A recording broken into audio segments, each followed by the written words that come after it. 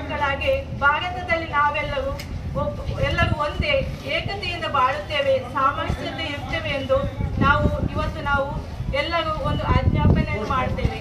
ಹಾಗೂ ಈ ವಿಷಾದ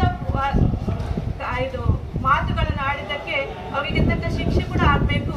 ಮುಂದಿನ ದಿನಗಳನ್ನು ಆಗದ ಹಾಗೆ ನಡೆಸಿಕೊಂಡು ಹೋಗಬೇಕು ಅಂತೇಳಿ ನಾನು ಸರ್ಕಾರದಲ್ಲಿ ಕೂಡ ಮನವಿ ಮಾಡಿಕೊಳ್ತೇನೆ. Thank you.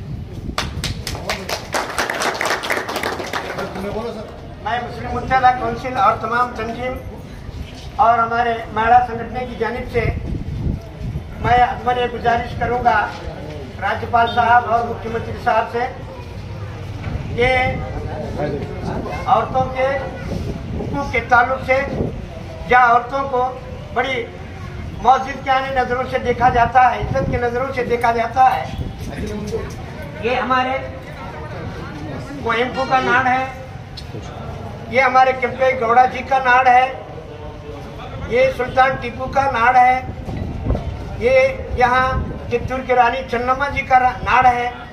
ऐसे अमन के शहर में उन्होंने शांति भंग करने की बातें खुसूसन मुस्लिम औरतों को बिल्कुल क्या नहीं नाजेबा हरकत, नाजेबा क्या नहीं पसंद होने वाली बातें कह के दिलों को ठेस पहुँचाई।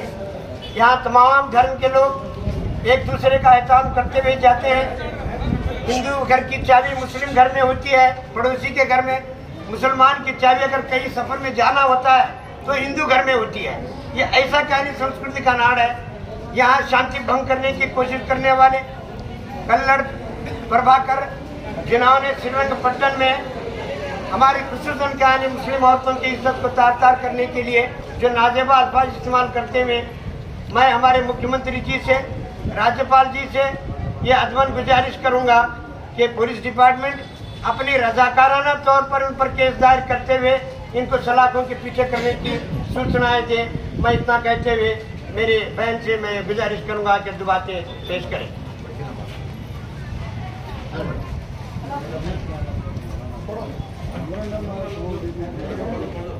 मैं पढ़ देखते ना हो एकले देखना लो ना बराबर पढ़ो ಸ್ತ್ರೀ ವಿರೋಧಿ ಕಲ್ಲಕ್ ಪ್ರಭಾಕರ್ ಭಟ್ ಇವರು ಮುಸ್ಲಿಂ ಮಹಿಳೆಯರಿಗೆ ಅಸಂವಿಧಾನಿಕ ಹಾಗೂ ಅಸಹ್ಯವಾದ ಪ್ರಚೋದನಕಾರಿ ಹೇಳಿಕೆ ಖಂಡಿಸಿ ಕ್ರಮ ಕೈಗೊಳ್ಳುವ ಕುರಿತು.